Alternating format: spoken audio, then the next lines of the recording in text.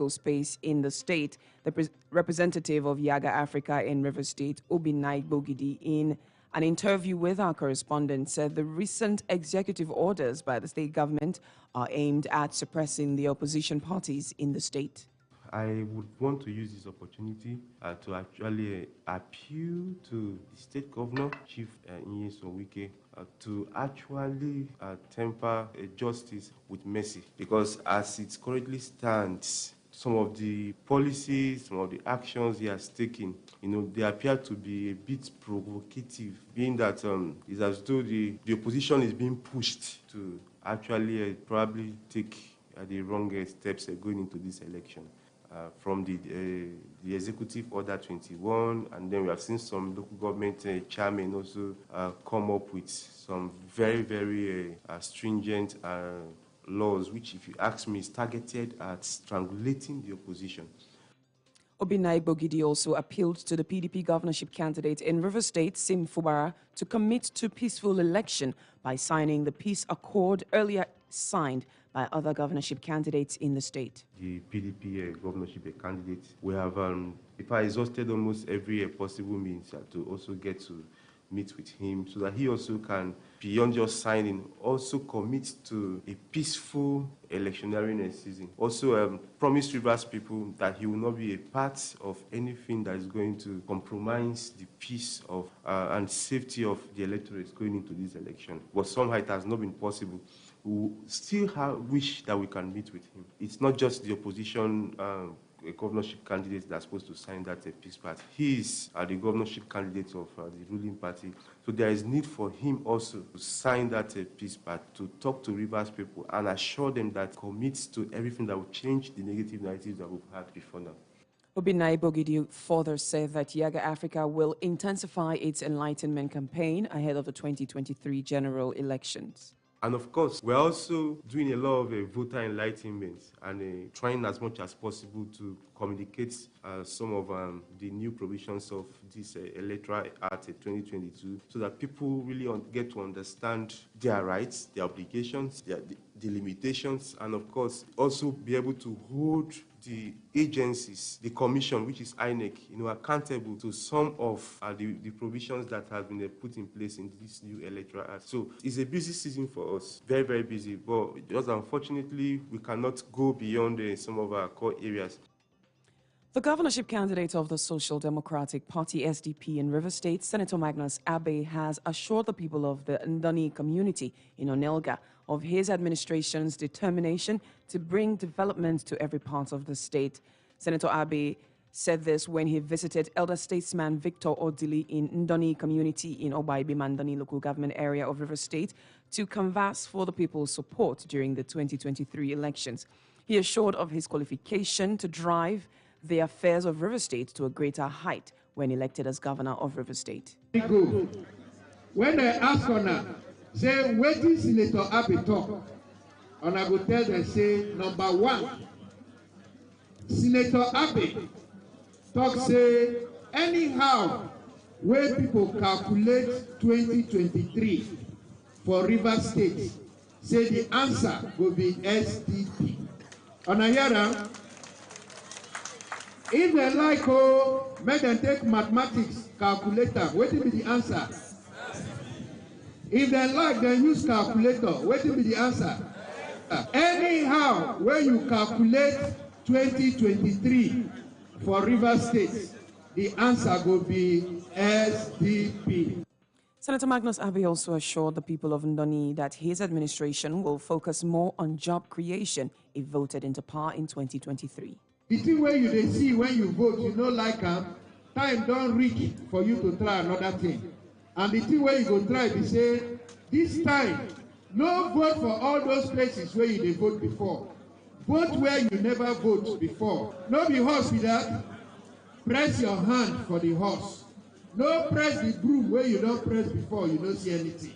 No press the umbrella where you don't press before, you don't see anything.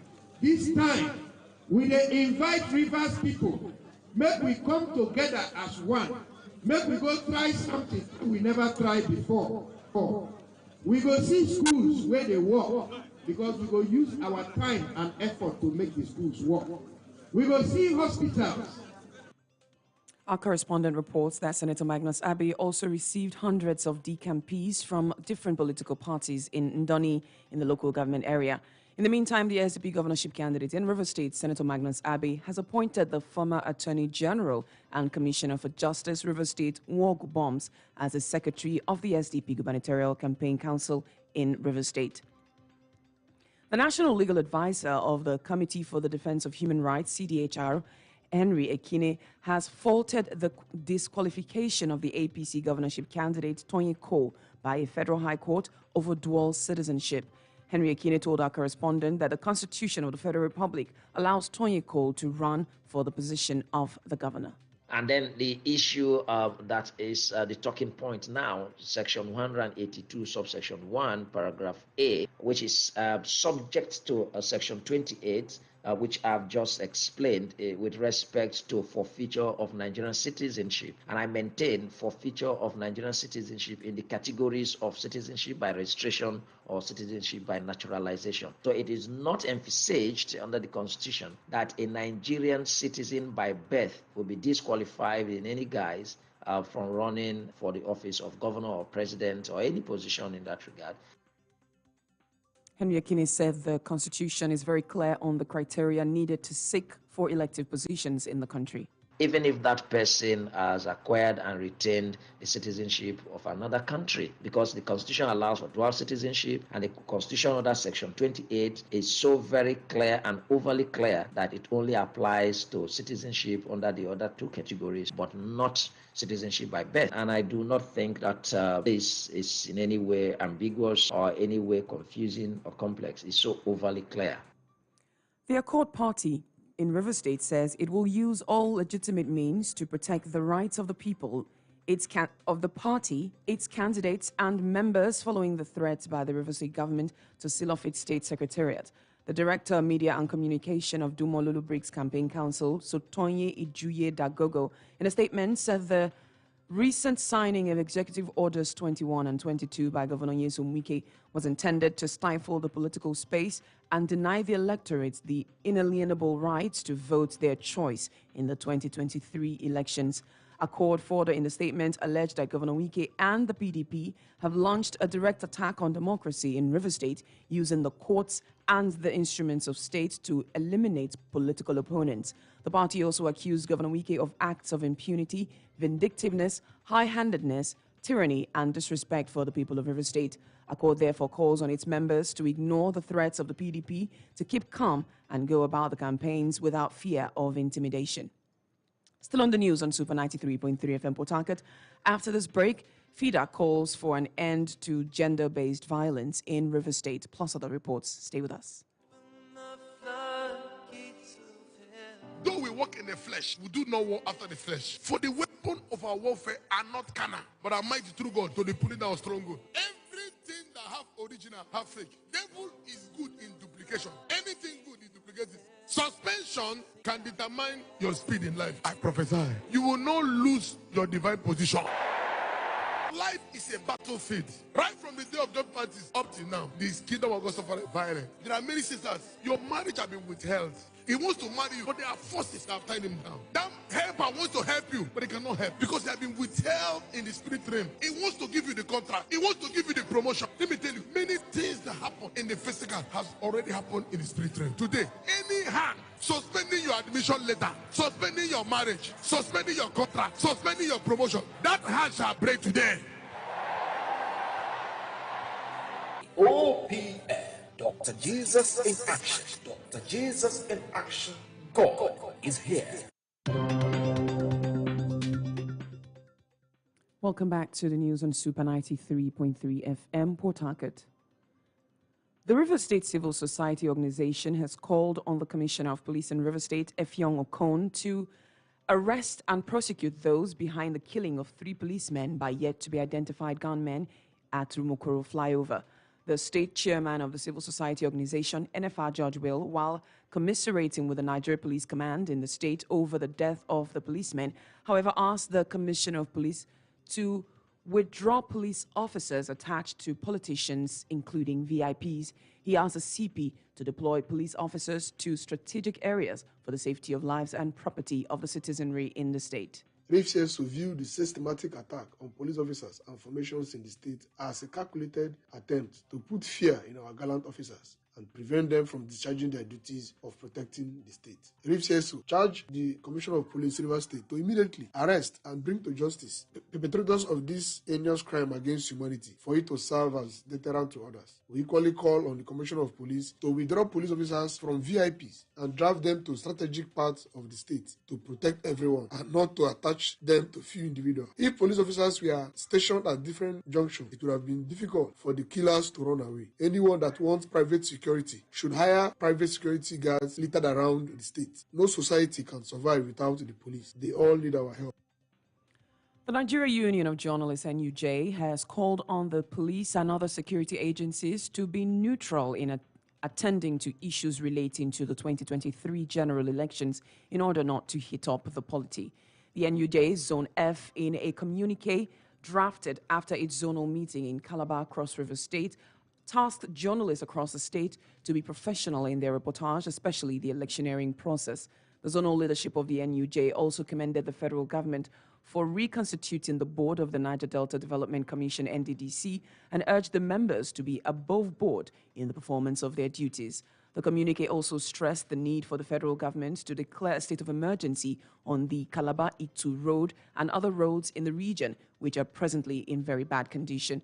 The NUJ also urged state governments in the Niger Delta region to be accountable to the people on the receipt and utilization of the 13% derivative funds.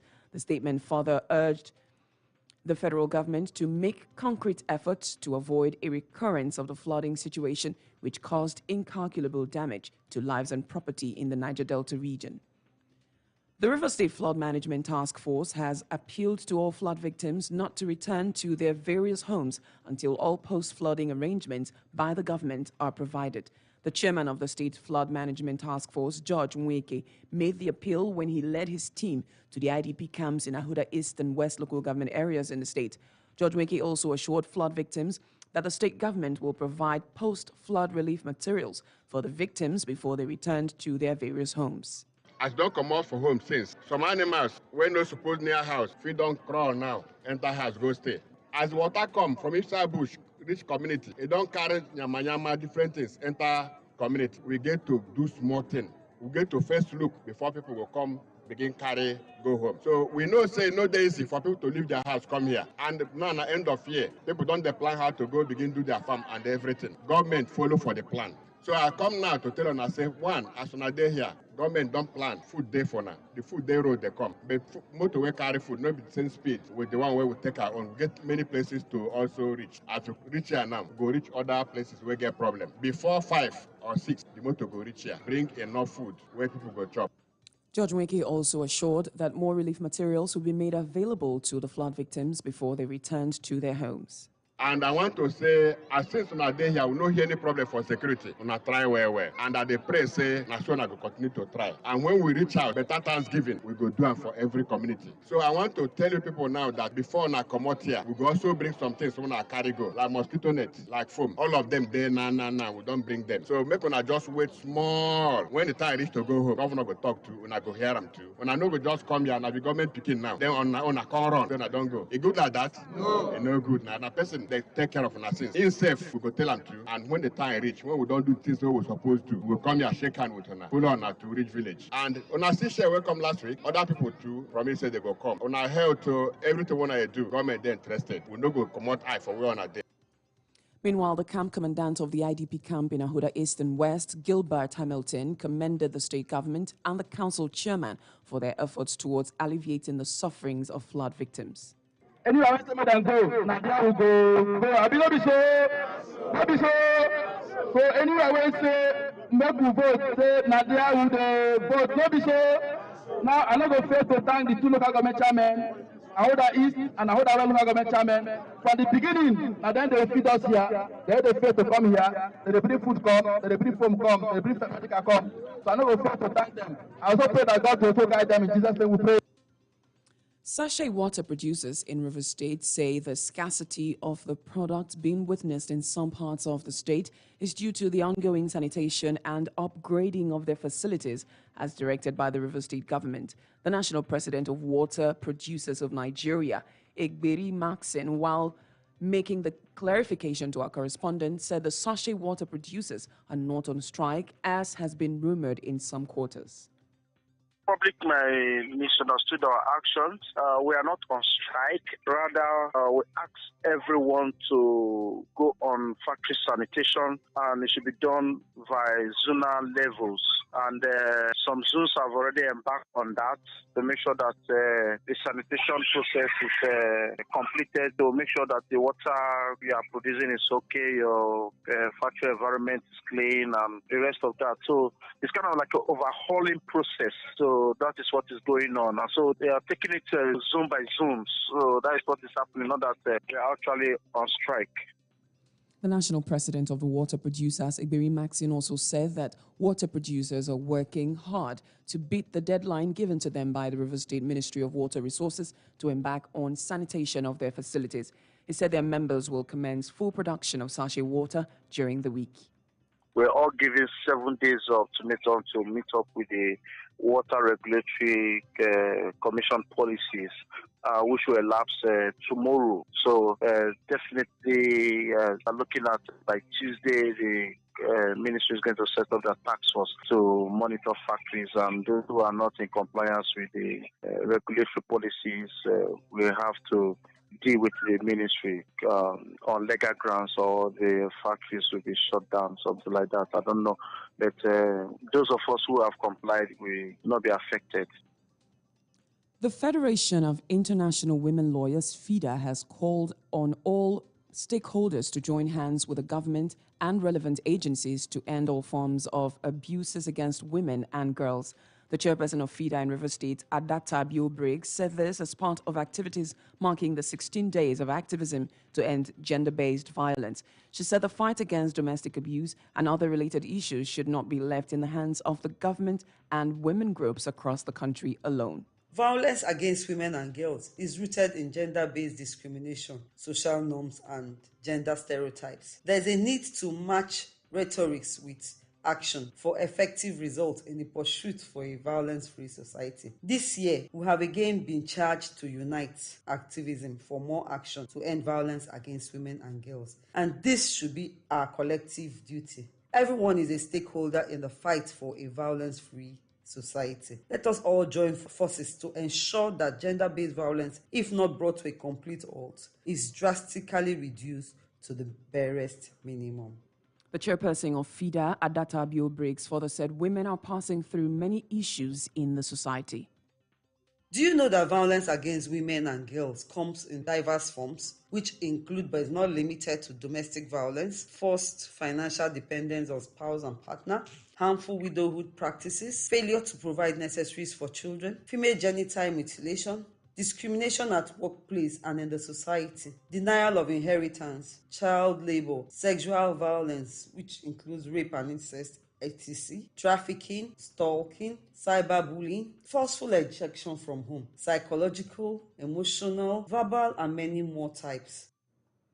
In a similar report, the Nigeria Association of Women Journalists, NAWOJ River State Chapter, has called on government at all levels to put in place punitive measures towards curbing gender-based violence in the country as the 16 days activism kick-started. Chairman NAWOJ River State, Susan Serekarawinkana, in an interview with our correspondent, lamented that many female children had died due to physical torture and abuses meted out on them by their caregivers. She, however, emphasized the need for the government to do more to ensure the protection of vulnerable persons. Caregivers, you that have children, we are calling on you. Stop maltreating your house helps. They are equal to your children. They are the same with your children. Treat them equally. Of recent, I saw an 11-year-old child that was killed because of maltreatment by her caregiver, to the point of putting her to sit on top of hot water. What for? Can you do that to yourself? Whatever thing you can do to yourself, do not do to these children, no matter the condition they found themselves. Let's help to groom them up. Let's help to give them a future.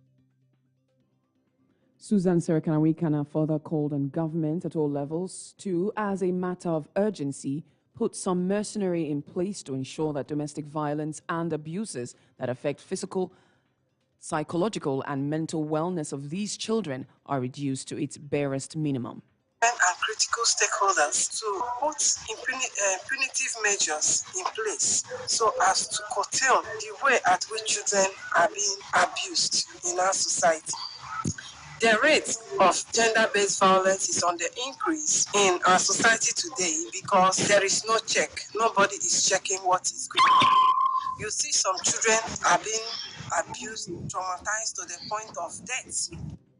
In the same vein, non-governmental organizations, NGOs in Rivers State have highlighted some of the issues of domestic violence, its effects on the society, and how it can be curbed. A representation from Gender and Development Action, Gada Nyingi Erima, at an event to mark the International Day for the Elimination of Violence Against Women, organized by the National Association of Sea Dogs in the state, said they gave reasons why the issue of domestic violence should be taken seriously by the state government.